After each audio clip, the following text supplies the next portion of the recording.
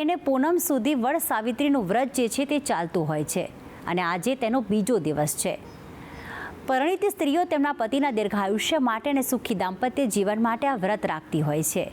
ત્યારે વ્રત કરવાની સાથે જેણે પોતાના પતિ સત્યવાનની સુરક્ષા કરી તેવી સાવિત્રીના 6 ચમત્કારિક નામનો કેવો રહેલો છે મહિમા, અને સાથે જ કયા પવિત્ર દ્રવ્યોથી વડના વૃક્ષને અર્ઘ્ય પ્રદાન કરવું, આ ખાસ વાતમાં જાણીએ. જણાવશે ગુરુજી પ્રફુલભાઈ પંડ્યા. જજાગ્રતો દૂરમુદયતિ દૈવં તદ સુપ્તસ્ય તથૈવૈતિ દૂરંગમન જ્યોતિખાન જ્યોતિરેકંતન મે મનઃ શિવ સંકલ્પમસ્તુ. જય ભગવાન મિત્રો, હું છું પ્રફુલભાઈ પંડ્યા. ભક્તિ સંદેશ કાર્યક્રમની અંદર આપનું સ્વાગત છે. દર્શક મિત્રો, આજે મારે વાત કરવી છે સાવિત્રી માતાના 6 નામ અને સાથે સાવિત્રી માને અર્ઘ્ય પ્રદાન કરવાથી શું લાભ થાય છે. કેમ કે અત્યારે હાલ આપણે જે તહેવાર ચાલે છે જે સાવિત્રી માતાનો છે, સાવિત્રી વ્રત જેને કહેવાય, વડ સાવિત્રી વ્રત, ખાસ કરીને મારા બહેનો આ વ્રત ખાસ કરતા હોય છે. વ્રત કરવાનું ઉદ્દેશ્ય શું છે એ પણ તમે બધા જાણો છો. આપણું એવું કહેવાય છે કે સનાતન હિન્દુ ધર્મની અંદર ખાસ કરીને અલગ અલગ વ્રતોનો મહિમા રહેલો છે અને વ્રત કરવાથી એ દેવના આશીર્વાદ આપણને પ્રાપ્ત થાય છે. આમ જોવા જાય તો વડ સાવિત્રીનું જે વ્રત છે એ ખાસ કરીને મારા બહેનો 3 દિવસ દરમિયાન તો ખાસ કરતા હોય છે, 13, 14 અને પૂનમ. ઘણા બહેનો પૂનમના દિવસે 1 દિવસનું વ્રતમાં કરતા હોય છે, ઘણા 3 દિવસનું કરતા હોય. તો 3 દિવસનું જે વ્રત કરતા હોય તો એ 3 દિવસ વડની પૂજા કરતા હોય છે. એમાં જોવા જાય તો આજે તમે જો વડનું વ્રત કરતા હોય તો આ બાબતનું તમારે થોડું ધ્યાન રાખવાનું, કેમ કે આ ઉપાય તમને સારું એવું ફળ પ્રદાન કરી શકે છે. બહેનોને ખાસ કરીને 2 વસ્તુ મહત્ત્વની હોય: પરિવારનું સુખ અને પતિદેવના આયુષ્યની વૃદ્ધિ. વડ સાવિત્રીના વ્રતની કથા પણ આપણે સાંભળી હોય છે. એની અંદર આપણને ખબર છે કે સાવિત્રીના પતિદેવ, એવું કહેવાય છે કે એનો જીવ જ્યારે યમના દૂતો યમરાજ સ્વયં એના જીવને લઈને પાસમાં બાંધીને જ્યારે યમપુરીમાં જતા હોય છે ત્યારે એવું કહેવાય છે કે સાવિત્રી જે પતિવ્રતા નારી હતી એ પોતાના પતિના જીવ બચાવવા માટે યમની પાછળ જાય છે. યમરાજ રસ્તામાં એને મનાવે, કહે દીકરી તો પાછી જતી રહી, હવે આ જીવ હવે પાછો નહીં આવે, પણ છતી દીકરી માનતી નથી, પાછળ જાય છે. ઘણી બધી એને વરદાન આપવાની વાત કરી યમરાજે કે ભાઈ તું કંઈક આ બીજું વરદાન માગે લે, હું તને આપીશ. પણ છતાં એક જીદ હતી કે મારે મારા પતિદેવનું આયુષ્ય જોઈએ. અને અંતે વિજય સાવિત્રીની થઈ છે. એને એના પતિદેવનું જીવને બચાવ્યો છે યમના પાસમાંથી, જેથી દરેક સુહાગન બહેનો આ વ્રત કરતા હોય છે. અને વ્રત કરવાથી એવું કહેવાય છે કે સ્વયં સાવિત્રી અને યમરાજ દેવ પણ એને વરદાન આપે છે. વડ પૂજાની વિધિ વિધાન તો મેં તમને આગળ પણ જણાવી હતી, પણ આજે હું તમને સાવિત્રી દેવીના એવા 6 નામ બતાવીશ કે જે 6 નામની માળા કરવામાં આવે છે તો એનાથી પણ સાવિત્રી દેવી પ્રસન્ન થાય છે. સાથે સાવિત્રી દેવીને અર્ઘ્ય પ્રદાન કરવાની એક વિધિ બતાવીશ. એવું કહેવાય છે કે અર્ઘ્ય પ્રદાન જે કરે છે એનું અખંડ સૌભાગ્યવતીના એને આશીર્વાદ એને મળે છે. શાસ્ત્રની અંદર લખ્યું છે આ અર્ઘ્ય પ્રદાનથી ફાયદા પણ શું. કુલસ્ત્રીનામ વ્રત દેવ, આ એનું પ્રમાણ છે શાસ્ત્રમાં. અને હંમેશા હું શાસ્ત્રના પ્રમાણસરની જ વાત કરતો હોઉં છું. જે શાસ્ત્રમાં દર્શાવેલું હોય, જેનું પ્રમાણ હોય એ પ્રમાણ શીખે જ વાત કરું છું. શાસ્ત્રમાં એવું લખ્યું છે કુલસ્ત્રીનામ વ્રતમ દેવ મહાભાગ્યમ તથૈવ ચ અવૈધવ્યમ કરસ્ત્રીણામ પુત્ર પૌત્ર પ્રદાયકમ. એવું કહેવાય છે કે સાવિત્રી વ્રતથી કયા કયા લાભ થાય છે. કુલસ્ત્રીનામ વ્રતમ દેવમ, જે કુળની સ્ત્રી હોય જે બેન ખાસ કરીને વ્રત કરતા હોય એ મહાભાગ્યમ તથૈવ ચ, એ આ વ્રત કરનાર સ્ત્રી હંમેશા મહાભાગ્યશાળી ગણવામાં આવે છે.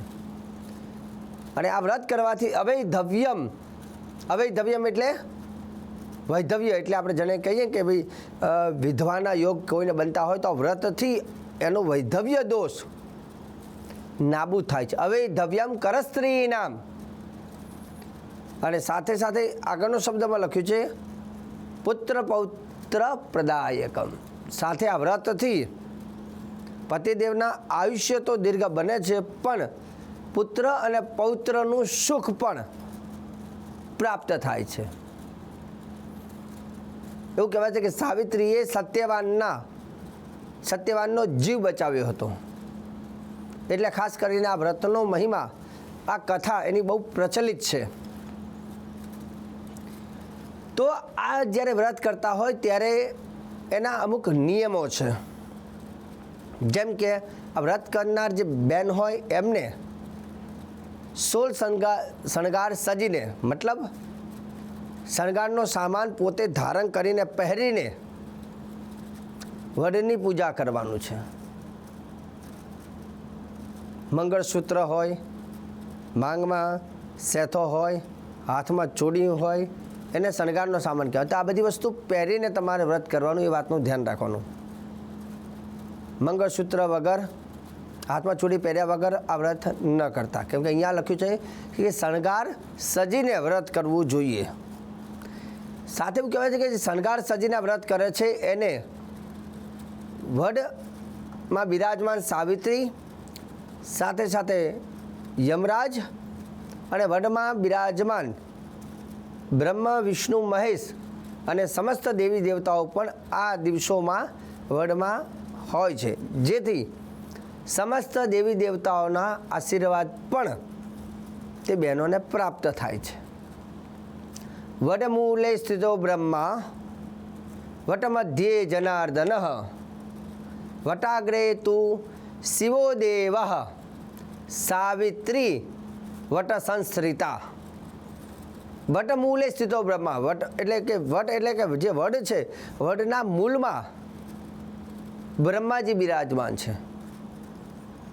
વટમધ્યે જનાર્દન, વડનો જે મધ્યનો ભાગ છે ત્યાં જનાર્દન કહેતા ભગવાન નારાયણ બિરાજમાન છે. અને લખ્યું છે કે વટાગ્રે તું શિવો દેવા, એવું કહેવાય છે કે વડના અગ્રભાગમાં, એટલે કે વડના જે ઉપરનો ભાગ છે પ્રથમ, તો ત્યાં શિવ બિરાજમાન છે. અને લખ્યું સાવિત્રી વટ સંશ્રિતા, સ્વયં સાવિત્રી એ વટમાં બિરાજમાન હોય છે. સાથે યમદેવ પણ આશીર્વાદ પ્રદાન કરે છે અને સમસ્ત દેવી દેવતાઓ પણ એ વટમાં આશીર્વાદ આપવા માટે બિરાજમાન હોય છે. હવે રહી વાત જ્યારે આ વટની પૂજા કરતા હોય ત્યારે અમુક બાબતોનું ધ્યાન રાખવું. જેમ કે જ્યારે તમે વટની પૂજા કરવા જાઓ છો ત્યારે ગણેશજીની પૂજા કર્યા વગર વટની પૂજા કરવાની નથી. શાસ્ત્ર એવું કહે છે ક્યારે પણ વ્રત હોય, યજ્ઞ હોય, યાગાદિ હોય, પ્રતિષ્ઠા હોય કે કોઈ પણ માંગલિક કાર્ય હોય, પ્રથમ ભગવાન ગણેશજી એમના બે પત્ની રિદ્ધિ સિદ્ધિની પૂજા કરવી. જેમાં જે મારા બહેનો હોય એમને વટની સામે આસન લગાવીને બિરાજમાન થવું. પૂજાની સામગ્રીની વાત કરીએ તો એક કલશમાં જલ, એની અંદર ચમચી હોવી જોઈએ. સાથે પૂજાની સામગ્રી જે છે સૂતરનો દોરો છે, અબીલ, ગુલાલ, સિંદૂર, હળદર, કંકુ, ચંદન, ચોખા, પુષ્પનો હાર, ધૂપ, દીવો અને કંઈક પ્રસાદ અને એક ફળ. પ્રસાદની અંદર ડ્રાયફ્રૂટ લઈ શકાય, જોડે ફળની અંદર કેરીની સિઝન ચાલે છે એટલે કેરી પણ લઈ શકાય. તો આટલી સામગ્રી એકત્ર કરી અને વડની પૂજા કરવાની, ભગવાન ગણેશજીની પૂજા કરવાની. સાથે સાથે ગણેશજીની 3 સોપારી ઉપર ગણપતિ, રિદ્ધિ, સિદ્ધિ એની પૂજા કરવાની. એની સાથે સાથે વડની અંદર સાવિત્રી દેવીની પૂજા થાય અને બીજી 2 સોપારી જોડે મૂકવાની છે, જેમાં યમરાજ અને સત્યવાનની પણ પૂજા થાય છે. તો કંકુ ચોખાથી બધી જે સોપારીમાં દેવી દેવતાઓની પૂજા કરી, વડને પૂજા કરવાની. વડને પણ અબીલ, ગુલાલ અર્પણ કરી, સૂતરનો તાર વેષ્ટન કરી. અને હવે રહી વાત અર્ઘ્ય પ્રદાન. સૌથી મહત્ત્વની વસ્તુ છે અર્ઘ્ય. અવૈધવ્યમ ચ સૌભાગ્યમ દેહી ત્વમ મમ સુવ્રતે પુત્ર પૌત્રાંચ સૌખ્યમ ચમ ગ્રહાન અર્ઘ્યમ નમોસ્તુતે. એવું કહેવાય છે કે અર્ઘ્ય પ્રદાન કરવાથી અંદર વડમાં બિરાજમાન સમસ્ત દેવી દેવતાઓ પ્રસન્ન થાય છે. અર્ઘ્યમાં શું કરવાનું તમારે? એક લોટાની અંદર તમારે કંકુ પધરાવવાનું, થોડા ચોખા પધરાવવાના, થોડું પુષ્પ પધરાવવાનું. સાથે જો દુર્વા આપણે જે ગણપતિને ચડાવીને ખાસ કરીને દુર્વા, એ દુર્વા પણ અંદર થોડી મૂકી શકાય. અને 2 દાણા જવ અને 2 દાણા સરસવના દાણા. જવ એટલે આપણે હવનમાં જે હુમીએ તે જવ, અને સરસવના દાણા એટલે રાઈની જેમ આવે છે પીળા કલરના દાણા, એ શક્ય હોય તો એમાં પધરાવજો. આટલી વસ્તુ તૈયાર કર્યા પછી તમારે એ કલશનું જલ જે છે એ વડને તમારે પધરાવવાનું છે, વડના મૂળની અંદર. એને અર્ઘ્ય કહેવામાં આવે છે. આટલું કરવાથી અંદર બિરાજમાન સમસ્ત દેવી દેવતાઓ પ્રસન્ન થાય છે. હવે રહી વાત, વડની સામે બેસીને આ 6 નામની તમારે 6 માળા કરવાની છે. 6 નામ જે છે સાવિત્રીના જે ચમત્કારી નામ છે, આ 6 નામની 6 માળા કરવાનું. એમાં પ્રથમ નામ છે ઓમ સાવિત્રે નમઃ. બીજું નામ ઓમ પ્રસાવિત્રે નમઃ. ત્રીજું નામ ઓમ કમલપુત્રાક્ષે નમઃ. ઓમ કમલપુત્રાક્ષે નમઃ. ચોથું નામ ઓમ ભૂતધારિણ્યય નમઃ. ઓમ ભૂતધારિણ્યય નમઃ. પાંચમું નામ ઓમ ગાયત્ર્યય નમઃ. અને છઠ્ઠું નામ ઓમ બ્રાહ્મણ પ્રિયાય નમઃ. ઓમ બ્રાહ્મણ પ્રિયાય નમઃ. આટલા 6 નામ જે છે એ 6 નામ બોલવાથી એવું કહેવાય છે કે સાવિત્રી દેવી પ્રસન્ન થાય છે અને વિશેષ આશીર્વાદ પ્રદાન કરે છે. સાથે સાથે આ વ્રતના નિયમ મુજબ ઉપવાસ વગેરે કરવો, ઉપવાસ કરીને જ આ વ્રતને સંપન્ન કરવું. અને આ રીતે કરવામાં આવે છે તો એને સાવિત્રી અને સમસ્ત દેવી દેવતાઓ પણ બહેનોને આશીર્વાદ પ્રદાન કરે છે. તો દર્શક મિત્રો, આજનો જે કાર્યક્રમ હતો જેની અંદર સાવિત્રી દેવીના 6 નામ અને સાવિત્રીને વિશેષ અર્ઘ્ય પ્રદાન કરવાની વિધિ વિધાન મેં આજે જણાવ્યું છે. આગળ પણ ભક્તિ સંદેશ કાર્યક્રમમાં હું પ્રફુલ્લ પંડ્યા તમને આવી જ જાણકારી, શ્રેષ્ઠ જાણકારી અને સુંદર જાણકારી રોજે રોજ આપતો રહીશ. કાર્યક્રમ જોવાનું ચૂકતા નહીં. મને આપી દો રજા. જય ભગવાન.